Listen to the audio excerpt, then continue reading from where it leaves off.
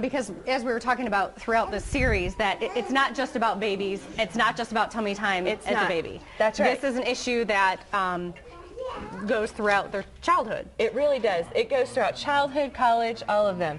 So we see here all of our friends are on their tummies.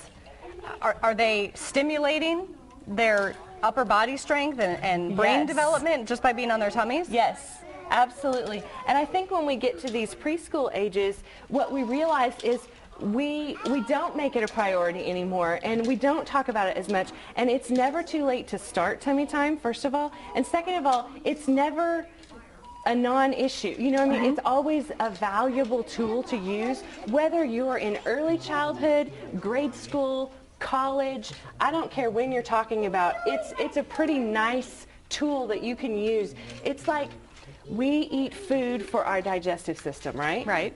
Tummy time, that type of motor stimulation, is food for our nervous system. Cool. Okay? That's a good analogy. analogy. And so we build it in, and it's vital throughout most of our lives.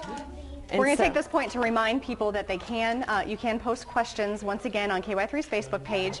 You can email them to newsalerts@ky3.com, and you can tweet them as well. So if you have any questions, be sure to let us know. What risk factors at this age level? We've got some girls here ages 2.5, 3.5, and 4.5. Yes. So what risk factors do you need to look for that indicates there might be a concern? Okay, let's just say that we're at that 2.5, 3.5, 4.5 age, and we have zero interest in coloring, zero interest in any kind of fine motor manipulatives, putting blocks together. I mean, we just don't like to do that. We would rather sit and watch TV all day than do anything with our hands, or then get out and ride our tricycle. All right? If your kiddo is backing away from activity instead of excitingly jumping in and doing new things, that's kind of a red flag. Okay. And some of it may be the way that you structure your day, where TV's a little bit too available. Sure. I would never be one who doesn't like TV. You know, my kids have their favorite shows, and I'm not one to say take it all away. Watch it on your tummy, right? Yes, I love it. You know, watch it on your tummy, or watch it in moderation. You've got your times of the day, and screen time is only one small part. Okay. And so, you really start to see risk factors, I guess, when we get up to the grade school age, right? Absolutely. You can see those precursors, especially when you look back at kiddos who are having trouble reading. You look back at their preschool time and how they kind of backed away from activity, or they were busy, but they went from activity to activity without ever fully completing the task, so to speak. If they start a puzzle, dump it out, but then they're tired of the puzzle and they go to the next thing.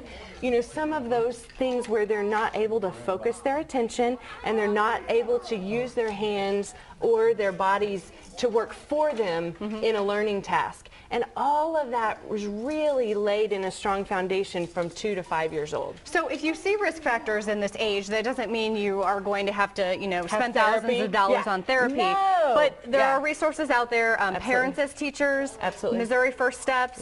Ask your pediatrician. They might be able to get you a referral to at least find out if it's something to be concerned about. Yes. And I think that that's one reason we put some handouts on the website where you can, on ky3.com, you can download the handouts that will teach you what you can do at home with tummy time and with some of that core strengthening as it builds. It is very important, but it's one of those things that you build into your day. You can do it anytime. And I would definitely spend a couple months focusing and observing how your child's doing before I would ever seek some therapy. I'd see what you could build in at home. And this is one of those things that you can look.